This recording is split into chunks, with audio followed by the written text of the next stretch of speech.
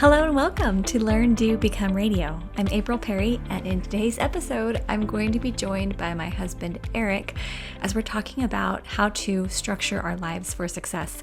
Now, today's podcast is part of a 5-part series for Arise. That stands for Anchor, Replenish, Invest, Structure, and Expand, as we prepare for our new Arise membership, which is going to be opening soon.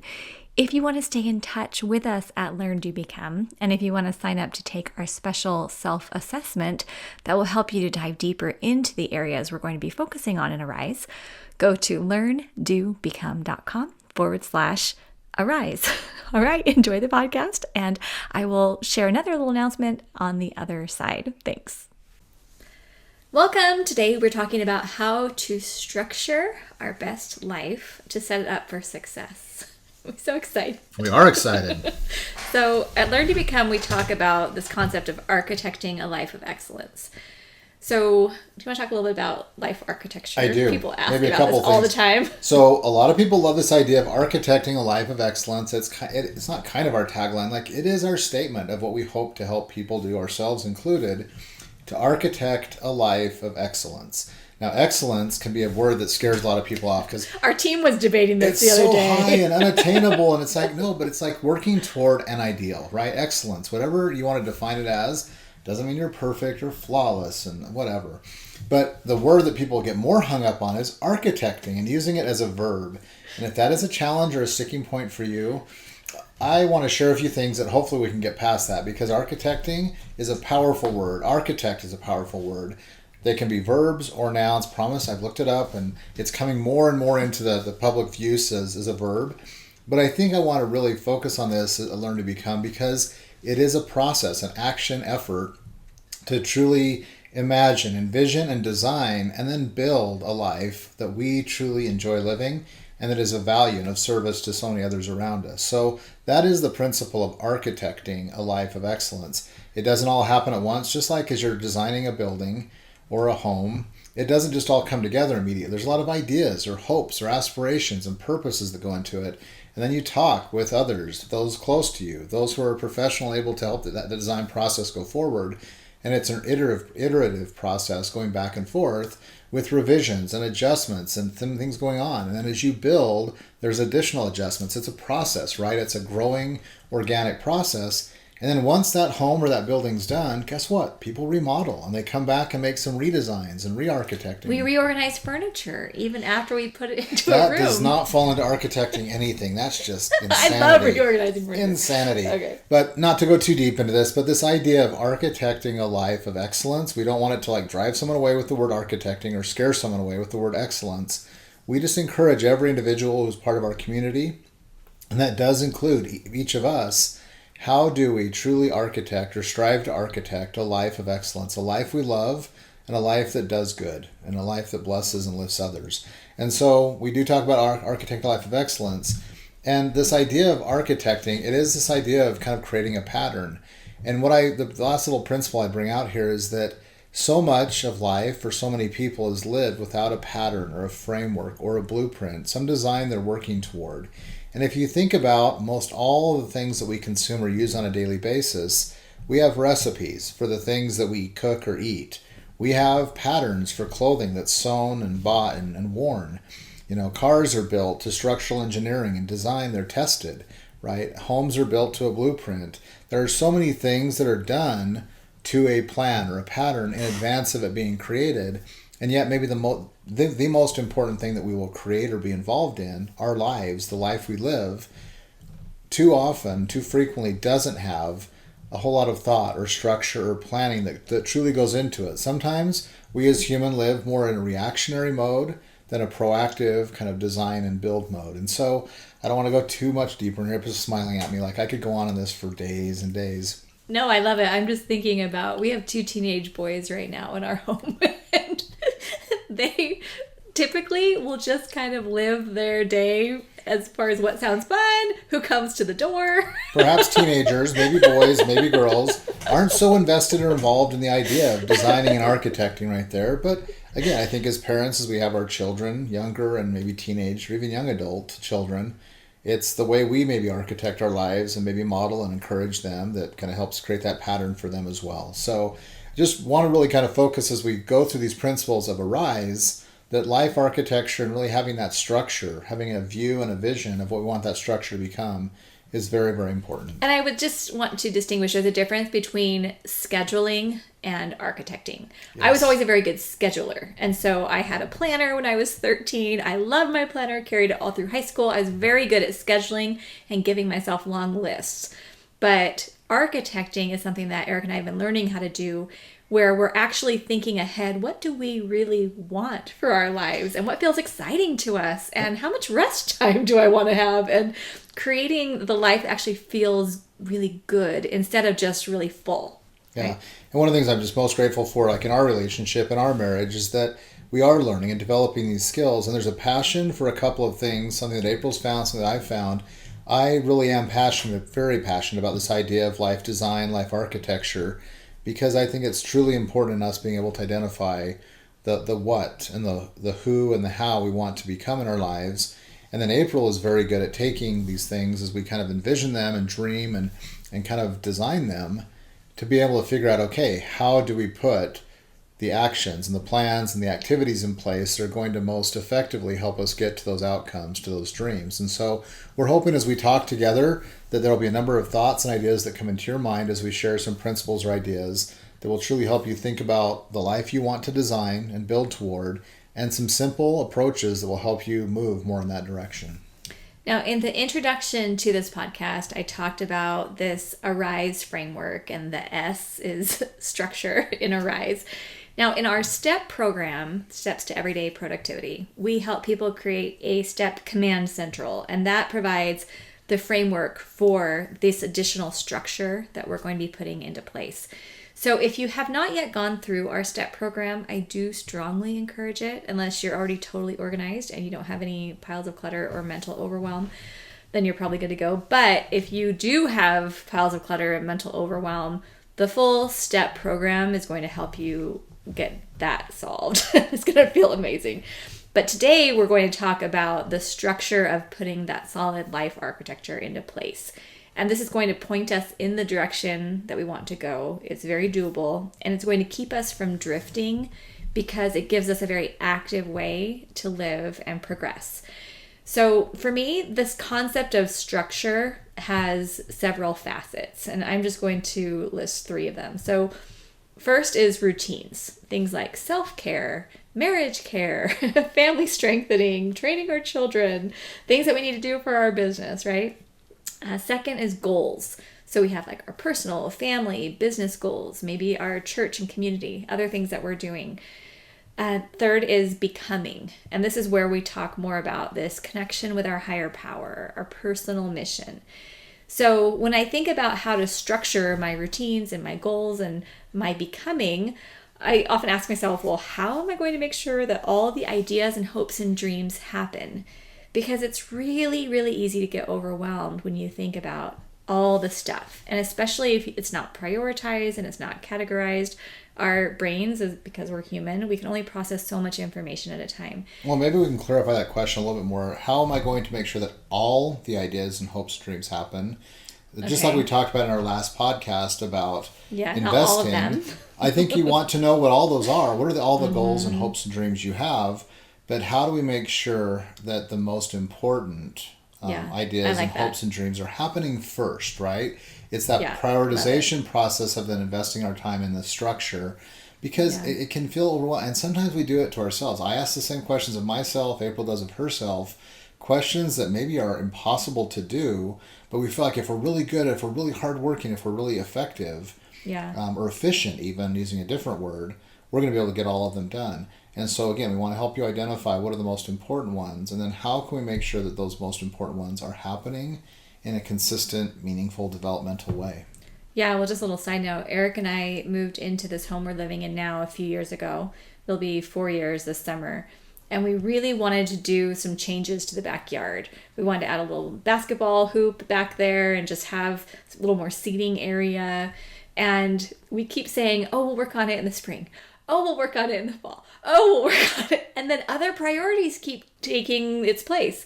And raising teenagers, to be quite honest, has been one of our very top priorities, where we can only think about so many things at a time. So yes, I believe the backyard will get done at some point. We might be 90, so come on over and enjoy a good backyard moment with us then. But you're right, it's the things that are most important. And I think that's something that we've become really good at, is being able to look at all the things that we want to do, need to do, and be able to say, okay, we only have so much time and energy, where's it going to go? And I think part of it is also allowing yourself to accept that idea that you're moving in the right directions and you can't get to everything all at once, because there is a little bit of a cognitive load. There's that mental weight that you carry. Like as we look out into our backyard and it's kind of like all over the place and it's not, super usable. It's usable in some ways. But every time we look out our back window, we're like, you could think, oh, and sometimes I do. But realizing, okay, what we're doing right now are of higher value or importance right now in the grand scheme of things, in this greater architecture. And yes, we will get something happening out there soon. But it doesn't have to happen tomorrow, and nothing bad is going to happen if it doesn't. Right. But this is where we have to make those hard decisions. And there's that quote, and I'm going to say it badly, but it's something about clutter is nothing more than unmade decisions or something like that. I don't even know if I said it right. But whenever we have a lot of stuff sitting out, whether it's physically or a lot of stuff in our minds, it's typically because we haven't made a decision. Is it a priority? Is it not? But there are some hard decisions that have to be made. And some of them aren't necessarily about the project itself, but it's things like, well, who will my friends and associates be along this path? Or what habits am I going to put into my day? Or what is it I am working towards? What's this end goal I'm working towards? Or how could I make some of these needed changes? And even being aware of the changes we need to make. I mean, that ability the ability to be self-aware, it's not common. There's a lot of times where I haven't been very self-aware, or where we've been around people, I know you've had that experience too, who aren't self-aware. And there is not a whole lot you can do in that situation. But when it's yourself and you're like, okay, I actually do want to take time to think and to assess. We were having that conversation this morning as we were getting ready. Just that ability to be able to look at your own life and be able to assess, what could I do to make things better? And so that's what we want for each person in our community. But all of this doesn't happen perfectly. And, as I was putting together the notes for this, I was writing down, like, I feel hesitant even putting this out there, because I know I'm only touching the tip of the iceberg as we talk about structure. But I think that that's the whole point. Today, we're not talking about this perfect structure for your whole life and it's, we're going to check off the box. It's about starting. And like Eric had said, there are going to be changes. You might, remodel that house once you've created it. You are definitely going to change up what your project list is, because new priorities will come into your life. But when we know not everything's going to happen all at once, and we create some kind of structure we can wrap our minds around, that enables us to get moving. And that's what Eric and I work for every week, every month, is we have to wrap our minds around something that we could say, okay, this is what we're doing. That's one of the things that makes me most excited and grateful for this amazing Learn to Become community that we have and that's growing, is that these are people who are adding together, all of us together, looking for ways to improve ourselves. And I want to just clarify what that means.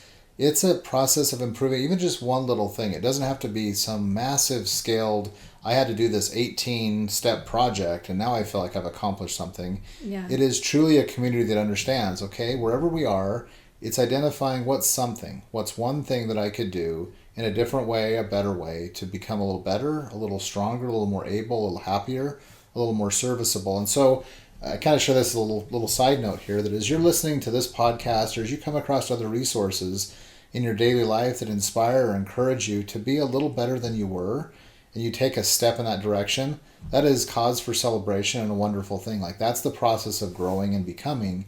And so I love the idea that we don't feel like we have to have everything figured out and do everything that day. It's these small incremental changes consistently made that truly are going to lead us to a better life and really are going to help accomplish a lot of the life architecture that we had built once. Because the architecture, you build it, and I don't think you have to be looking at it every day and trying to be doing something conscientious on it. It's these little incremental changes that are subconsciously or just internally driven toward that architecture you've defined that you want for your life. Well, I want to just pause for 1 minute because I was listening to this podcast. I always quote Dr. Burns, and Eric laughs at me all the time. But he's one of my favorite authors. I never know which doctor she's quoting. She's always quoting a few great I love reading, researchers and experts. But Dr. Burns is one of the top psychiatrists in the world. And I was listening to his podcast, the Feeling Good podcast. And he said, I was having a conversation with Dr. May. And we've had both Dr. Burns and Dr. May on our Learn to Become Radio podcast. But he said, as we were driving in the car one day, Dr. May said to me, I'm just really trying to become a better person. And Dr. Burns said to him, well, I hope you get over that desire pretty quickly. And I was a little shocked when I first heard that. And I thought, what? Why would we not want to become a better person? But actually, the root of that was we don't want to feel that when we achieve something, when we check off a box, when we complete a project, that has somehow made us a better person, because then the person who does the most projects is the best person and they're now superior to everyone else. And a lot of the reasons why we feel a lot of anxiety or depression is when we're looking side to side, or even just looking at ourselves and thinking, why didn't it match up? Because I didn't get enough done. So I think and just clarifying, I think as you're saying the words, trying to become better, it's not because we're not valuable enough as we are, or we have to achieve in order to be worth something. It's that desire to feel happy each day, to be able to have a life that you want to live. But it's not that we're becoming a better person than we were. It's just we're improving our circumstances and maybe improving how happy we feel. I don't know. How would you define it? You're looking at me a little. I think we do. As human beings, I think we have an innate desire to be improving and to become a little better than we were. Creativity. Right. Growth, progress. I love these words: growth, progress, transformation, improvement. Yeah. And it doesn't have to be massive, but I think we're just all wired. I think all humans are wired to want to be improving. And so, we mentioned this before. And I wouldn't even call it competition.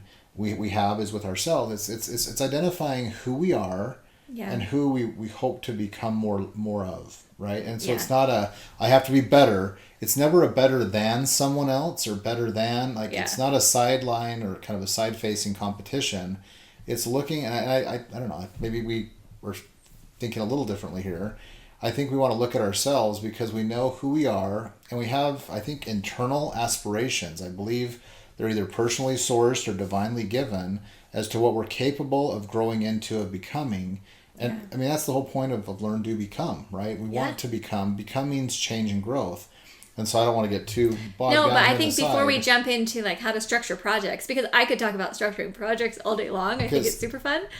But I just need to add, I suffered with achievement addiction for a lot of years. I even get a little choked up talking about it because it was causing a lot of stress for me. And I didn't even know there was a such thing as achievement addiction. I thought I was just doing a good job at accomplishing things. Because in high school, I got lots of awards by having achievement addiction. I was captain of this club and captain of that club and, tried to excel at everything. And I thought the more points I got and the more exhausted I was, the more valuable I was as a person. But I had a lot of meltdowns in high school. I didn't spend enough time with my mom and dad, which I don't have them anymore. Sorry, but I had all those years in their home, but instead of spending, sorry, Eric's getting me a tissue here.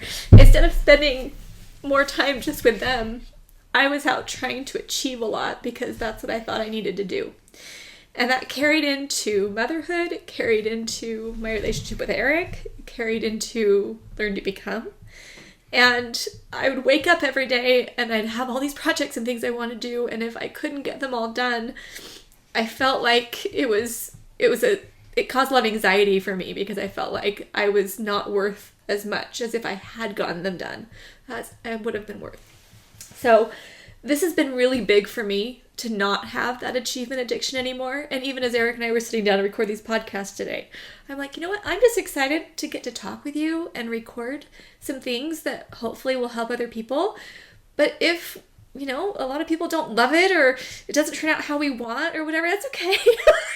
I'm not stressed about it. I just want to record because I enjoy it. Yes. And I'm trying to change my life. So as we talk about projects today and how to structure it, if you get none of the projects done, it's not gonna. Are they still a good person? Do they still matter? Well, I know it sounds ridiculous, but that's what stressed me out all these years. But I think you're hearing some emotion and kind of some real, we're hoping we're genuine in what we're sharing here. It's trying to figure out. No one has all the answers, but we're trying to live our best lives. And so it may be, as you go through some of this thinking and some of the things we're sharing, you might be unpacking some of the things from your past. And I think it's important to recognize what you've come up through, what you've come from, and identify ways to maybe think or act or live differently or better. But again, that's progress, right? Yeah. The very fact that you're having this conversation, like you're unpacking a few things, because achievement addiction, maybe it's not the most healthy thing, but if you look back on it, there's no need to have regret about a lot of the things that you accomplished. In many of those things you did, you served people, you created a program, you lifted, like whatever it may have been, there was good being done. Would you restructure it a little bit if you could go back with the hindsight of 20 plus years? Yes. And you might have invested a little bit more time.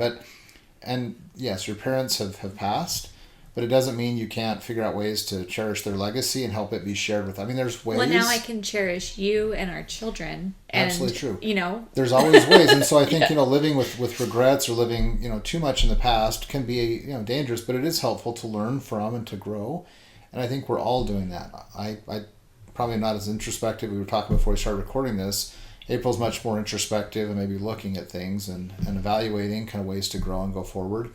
I don't know if it's a guy thing or just a me thing, but maybe we're not as... But you said it last night. I said goodnight to you last night, and I was just in a mood last night. I was like, this has not been my favorite day. This and this and this happened, and Eric got home late. I had nothing to do with her yesterday. No, Eric was gone, and then he had meetings, and he got home a little bit later, and I just kind of went to bed. I'm like, I've just kind of had it today. And I said, good night, I'll see you tomorrow. And do you know what your response was? I don't. You said, maybe. I'm like, what? Like, well, maybe you'll see me tomorrow. I mean, there's going to come a day you're not going to see me tomorrow. Hopefully you'll see me tomorrow. Wow, this turned dark really quick. Wow. No, I appreciated it because I actually thought about that as I was going to bed, as I got up this morning. I was like, you know what?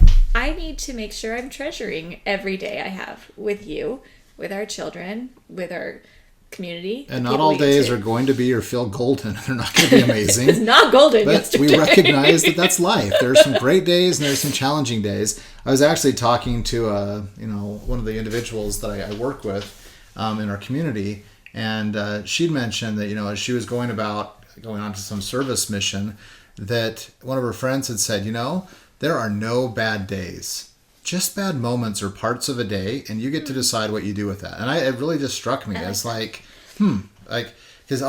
there's some bad days out there, and I've been guilty of saying that. Some days are bad, and some days are great, and she's like, no, I mean, every day has moments. I mean, there's just subcomponents of pieces, and so I don't know, we're just all over the place right now. I know, I'm like, we haven't even gotten into structuring projects. But I feel like this is an important foundation for it, It is, but I think just being able to step back and realize, getting back to that whole idea of progress or growth or becoming a better self, like just taking the time to maybe have thought through this. We've talked a little bit here. Maybe you're better off or you're a better self because you recognize, okay, like from something you felt and recognized last night, and just having this conversation.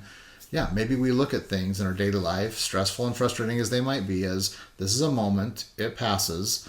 We want to make the most of each day. We want to be as good and as serviceable and yes, as improving as we can. Doesn't mean it could be just one thing. Like that's enough. So I don't know, this might sound like an oversimplification, but what we're really trying to encourage is for us to be thoughtful enough in our lives to say, okay, how am I wanting to grow and improve, to serve and to love others? Because and that's maybe a value, part of our value system for us, and maybe it isn't the same as yours, but I think that's where a lot of the reward and the joy of living, and I think the legacy of life that we want to live. And if we're talking about architecting a life, when we aren't here anymore, when it's maybe you'll see me tomorrow, and I wasn't trying to get too dark with that. I think I was just being more flippant on it. Maybe you'll see me. What if I always joke with our kids, hey, have a good day, I'll see you after you get back. I'm like, unless an asteroid lands right where we're driving, like, why do you say that? But it's true. I mean, life is a very fleeting thing. Like, we don't have total control over how long we live and all of our circumstances, and so we don't do it perfectly, but we want to try and make the best or the most of our daily and life experiences. So I guess I just share that, and we'll kind of wrap up and move back into where April had planned for us. Talk about project organization. April, where April really wants to go, is just this idea that we try to do the best with our lives each day, each moment we're given. And sometimes that'll work out great, and sometimes it won't work out quite as well. But we never give up hope, right? Hope and a desire to improve, to lift, to serve, to love, truly are going to be the things that reward us in the ways that are most meaningful. It isn't about, tangible temporal things like, money and other things that can buy. And it's not about accomplishment and this addiction that sometimes I think all of us feel. It's the relationships, it's the experiences, and it's the way that we're able to connect with others. And as we talk about the structuring, I think you've done it well when you feel like you're in a state of flow, when you feel like, oh, things are just moving in a good direction. I'm feeling happy. I've got that balance of being challenged but not overwhelmed. I'm feeling great with my relationships, right? When you have those things working, you feel good. Now, the little process we're going to map out here, it's also covered in our free training, How to Finally Stop Drowning in Piles. You can sign up for that at learndobecome.com/step. We'll have a link in the show notes as well. But we're just going to go over a quick little process. So if you have a lot of projects, things that you're Here thinking comes about. April, and this is what she's passionate about, and she's going to help you with this. So first we do a mind sweep, right? Get everything out, personal, family, business. And we have in the program, if you are in the program, go find the mind sweep. We have a little list. If you have the book, Getting Things Done by David Allen, he's got a great list. We've tailored ours a little bit more towards family and stuff like that, but you can go check that out. But having a mind sweep and just getting it all out is super helpful. Then we choose 7 or 8 for the month. And that's what we talk about in our free training. We know it's hard, but you can't do hundreds of projects all at the same time. So you just choose 7 or 8 for the month. And I keep mine on a chalkboard in my office. I was looking at it this morning. And I'm actually moving forward really well on all of them. We're It's about amazing. 2/3 through the month. Month after month, like she'll write them out. Our one daughter will actually draw them up in a really artistic, creative, really good at little chalkboard happy, colors. fancy way. You can do it however you want.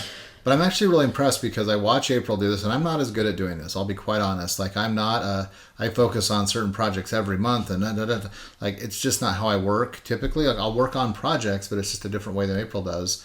But I don't work on too many at the same time either. I just don't do it in the same focused way that she does. Yeah. But I'm amazed because watching her, she sees those in a simple visual place.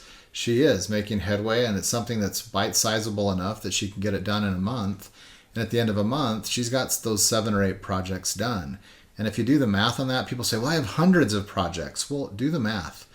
If you want an exercise in futility, focus on 50 projects, trying to do something on them at the same time all at once. I've done that. I'm not trying to be mean to anybody out there, but it is an exercise in futility. You're going to get discouraged and frustrated, and your mental, emotional, physical state is not going to benefit from it. By the end of the year, you maybe got 4 done. I mean, and that's, I was going to lead to that. If you look back and take any given year where that's been your approach and really look at the projects that you got across the finish line, it will be discouraging. And we're not trying to discourage you on this podcast. What's been really encouraging is if you're focused on these 6 to 8 projects per month, April's going to finish out here and show you how to get them done. But it's a powerful thing because you feel like you're progressing, you're accomplishing. Maybe that's part of your accomplishment addiction still. You're like, I knock down projects every month. But I'm doing them joyfully. I'm not stressed about You're them. enjoying them. But look at that. At the end of a year, 12 times 8 is what? I'm doing math right now. We're doing math on the podcast. 96. 96. So if it's 6, it's 72 to 96 projects, real, meaningful, multi-step projects that you cared about, you identified. You got almost 100 projects done in that year. And if you do that over the course of a few years, you will have gotten a few hundred projects done. And then 2 decades. And it really does work. I know it sounds like we're oversimplifying, but 6 to 8 projects a month, simply focused on, simply done, you are going to accomplish amazing things month by month, year by year, decade by decade. It will be transformative. So once you have those 7 or 8 projects, or saying 6 to 8, it could even be 3. You don't have to have that many. You pick your number, but don't go above 8. Whatever feels good. Do not go above 8, Just the minute you start feeling stressed, you have too many. But you work on the select projects, without getting distracted. And you don't add more without taking another one off. So if you did complete one, then you can add another one on, like Eric uses this Pez dispenser analogy. Finish it and replace it, or get them all done and just celebrate, and then start with Or if an emergency comes up where you're like, oh shoot, something just happened with one of our children, or a health problem with my dad, or whatever, then we're going to remove one and put it on our next in line list. But honestly, truly never more than 7 or 8 at a time. It will just overwhelm. And you might start to panic and think, no, but I have so much to do, I can't pick them. But like Eric was just saying, honestly, it's an exercise in futility to try to do all of them. I actually did a object lesson one time in a class, and I had 12 ping pong balls, and I asked a volunteer to come up, and I said, okay, I'm going to throw all these balls at you, and I want you to catch them. And this person caught 0 balls because I just threw these 12 balls So then we them. threw 50 of them at the same time and said, catch these. The funny thing was that she was even trying to catch them, you know? She's like, okay. And she signed up for it. And so then when we threw 1 ball at a time, it worked out great. So that's how I want you to think about your projects. And then again, as you finish, you can add more. I just think of it section by section. Like if I have my personal projects, I don't add more in there until I've finished those current ones. But, or same with professional ones. Sometimes my professional projects cycle through more quickly because I'll get a couple done and time for the next one, and that's great. But you want it feeling exciting. You want it not feeling stagnant. You never want the list to feel stagnant, but you want it to feel energizing. So if you feel a little lift when you look at your current projects list, you're on the right track, okay? So can I ask an important question from our community members named Kelly? Yes, She has a please do. question. She wants to know what you think, and I think you have some thoughts on this. Okay. She says, if I write down 300 projects and pick 5 to do this month, and probably 5 new ones will get added each month, what happens to the 295? Sure, some will never happen, but I have a hard time believing that they are all not important. I'd love to hear your thoughts. Okay, love it, Kelly. She actually submitted this, I think, like a year ago or something like that. I don't know if she's still listening to our podcast. You are a bad person. Kelly, if you were, I think I may have emailed this to her before I put the notes in. If that makes you feel better. I hope I did. All right, if not.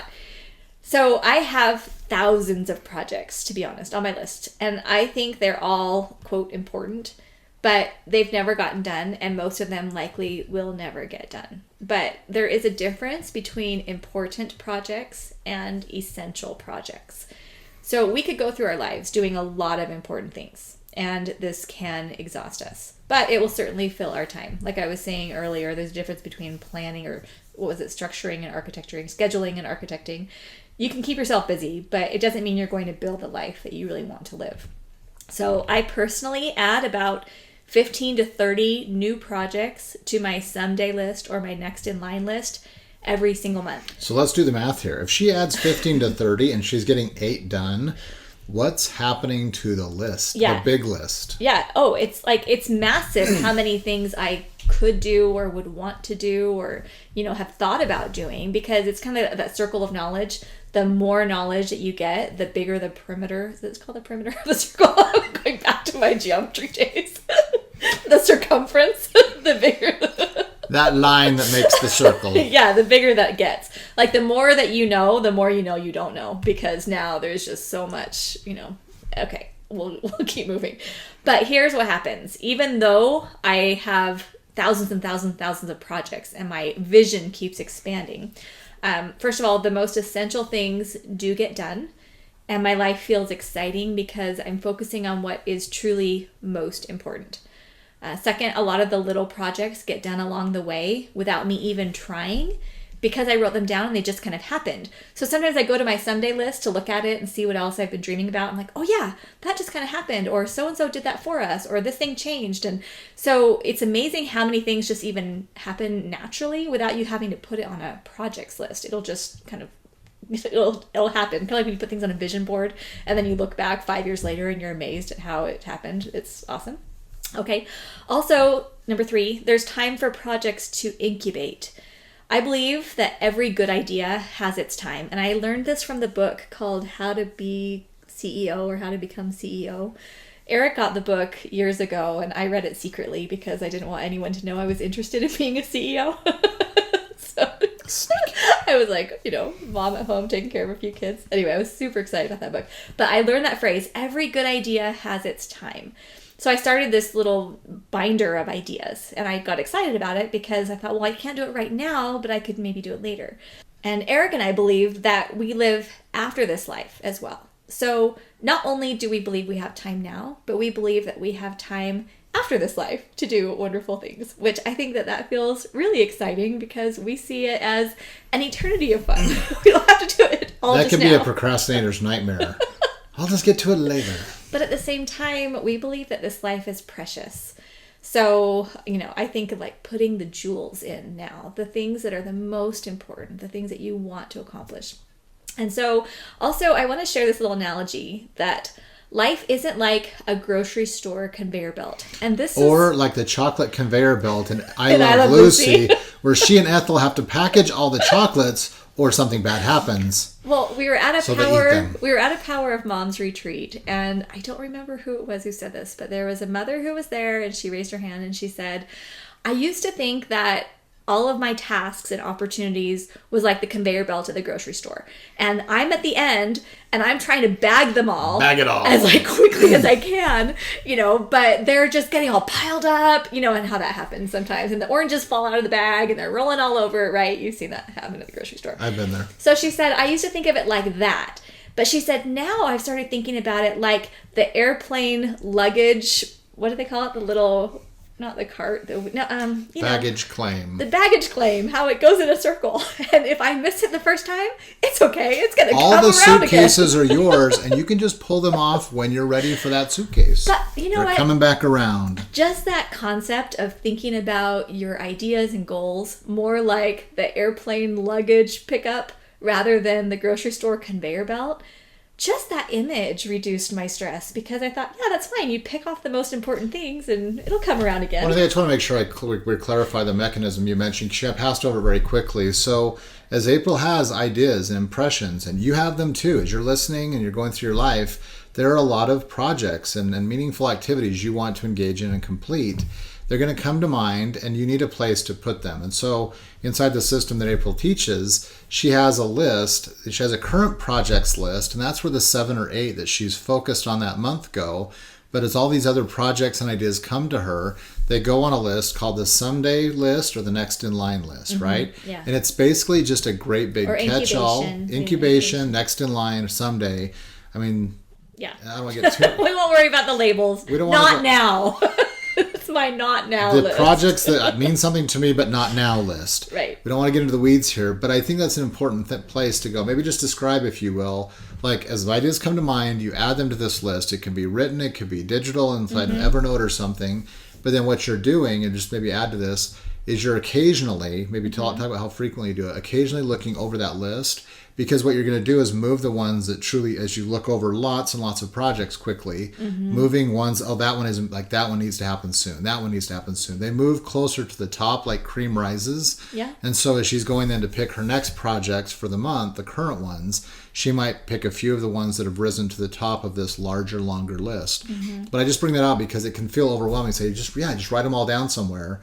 And a person's got 500, 750, 1,000 projects that they've written down. And they just look at that list in despair because I'll never get to those. Yeah. So what's the process to kind of like just cull through those occasionally and move those to the top? Well, there's 2 ways I do it. One is I have a routine set up where, maybe for me it's probably once every quarter that I open up my someday list or my next in line or incubation. Because most months it's pretty obvious what I need to do because I know what I've been struggling with or what we're working on or what our highest priorities are. But I do have a routine set up where at least quarterly I'm like opening them up and just, skimming, seeing if there's anything that I wanted to remember. Second is when I put a project on that list, if in my mind I'm a little pained that it's not happening right now, I create a calendar trigger and say, okay, well, when would I want to be reminded of this? Like at least maybe 6 weeks from now. And then I have it pop up as a calendar trigger saying, hey, do you want to reevaluate if now's a good time to do this project? So that way I feel really good when I put it into that not now category because I know I already have a system that it's going to come back to me. So instead of me having to go to the airplane luggage and look around, I know it's going to come right back and be right in front of me at that specific moment that I've scheduled. That make sense? Great. Okay. So going back to the idea that there's no prize if we're exhausted and we don't have to do every project. When we learn to structure our lives to enable that peace, that growth, progress, meaningful relationships, then I think we're going to notice something really different in how we feel on a day-to-day basis. Now, there's a book called The Noticer. Eric, I think, has read the whole thing. I've read maybe 20 pages. She needs to finish the book. It's amazing. I actually was really enjoying it. I'm not sure why I stopped reading it, but there was a quote on there. I think it's page 6. You gonna read it? I am. Okay. You ready for it? Yep. He says, the main character of the book says, I am a noticer. It is my gift. While others may be able to sing well or run fast, I notice things that other people overlook. And most of them are in plain sight. The old man leaned back on his hands and cocked his head. I notice things about situations and people that produce perspective. That's what most fat folks lack, perspective, a broader view. So I give them that broader view, and it allows them to regroup, take a breath, and begin their lives again. So I was inspired just by him calling himself this noticer. And so I look around sometimes and try to see what I can notice. And what I see are a lot of people who have struggled like I have with perfectionism, anxiety, discouragement. I know you've had a lot of interviews and experiences with people recently who have been struggling with that, who have been saying, yeah, I've got a lot of anxiety, have a lot of discouragement. And the thing is, we want to use our voices. We want to feel good about ourselves. We want to find meaning in the everyday.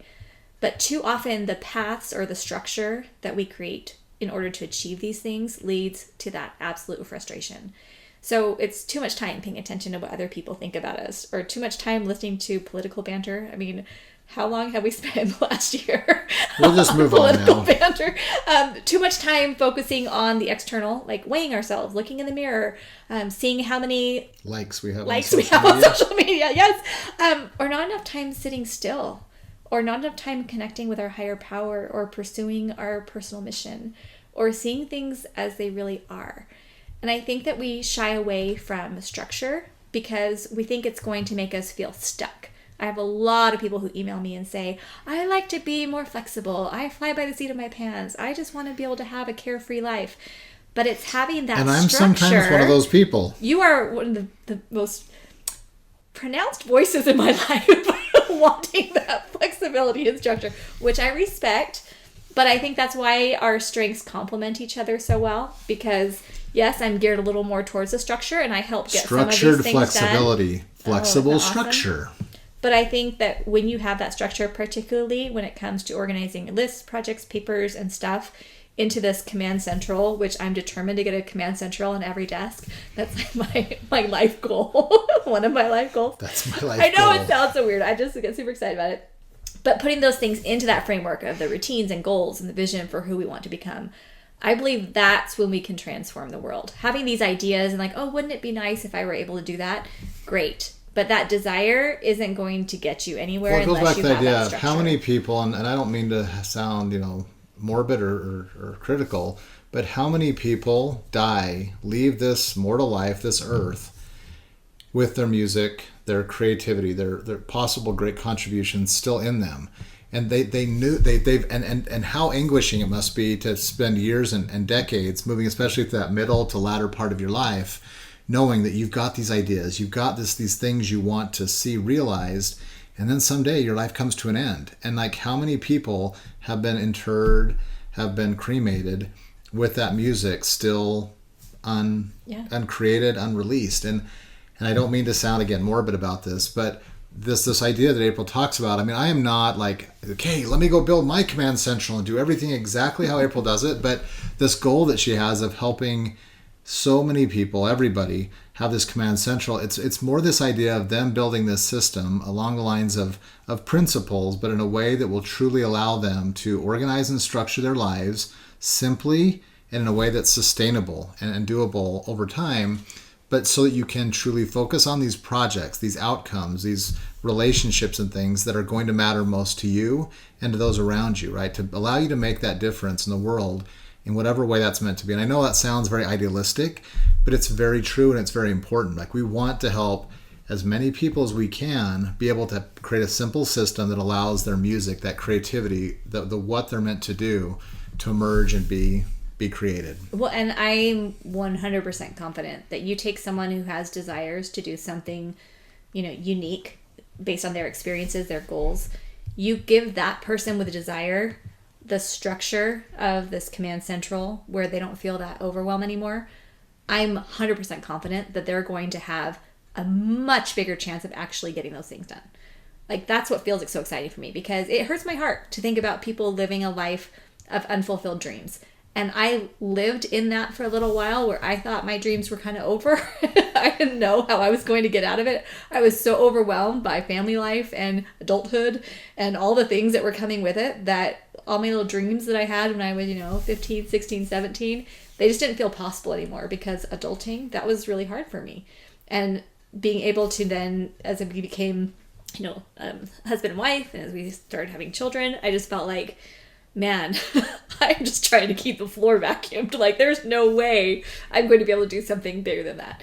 But building the Command Central for me is what helped unlock that, because I could do a little bit at a time.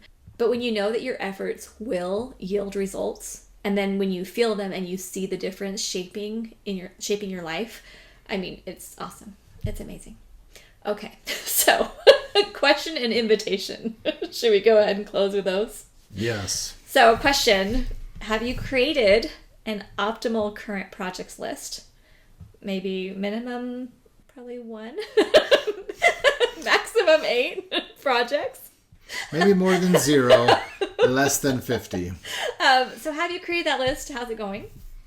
And then invitation. If you haven't done a mind sweep recently, and if you're feeling a little overwhelmed mentally right now, we encourage you to take some time, go through the steps we covered in this podcast, or take that free training, learndobecome.com/step. Go through that, figure out what your projects are, and let us know how it goes. We'd love to hear about it.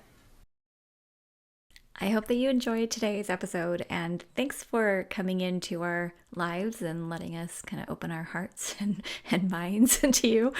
I hope that as we were talking about some of the things that we've been working on, things we've struggled with, and things that have been successful in our lives, that this podcast gave you ideas. Now, as far as next steps, first of all, we definitely want you to be connected with us at Learn, Do, Become. Subscribing to a podcast is great, but if you go to learndobecome.com/connect, you're going to see how you can make sure you're getting our emails, how you can subscribe to our YouTube channel, follow us on Instagram and Facebook. We have a Facebook group. If you just kind of click through and just connect, we have a lot of free ways to do that. We also have a couple of programs. One is our STEP program. We've been talking about the podcast. Another one is our Arise membership that we're just getting ready to open. If you want to make sure you're on the wait list for that, just make sure you're on our newsletter list, or you can go to learndobecome.com/arise, and you can take a personal assessment that helps you to see where we're going to be focusing our attention in the Arise program. And you can see how you're doing and how you're feeling about those areas. And if you feel like, hey, it'd be awesome to be part of this community so I can focus on these things and so I can see significant improvements on a day-to-day basis. We're excited to have you here with us and grateful for you. And everything is on our show notes page as well. So we usually just put a link. I don't know where you're listening to this. If you're listening to it from our show notes page, you're already there. If you're listening to it on a podcast player, in the description, we usually have a link. Or you can just go to learndobecome.com/radio. And that takes you to all of our podcasts. We have an awesome search function on our website. We try to make it really easy. And we have an amazing team standing by if you need help from an actual person. All right. Thank you. Have a great day. We'll see you soon at learndobecome.com.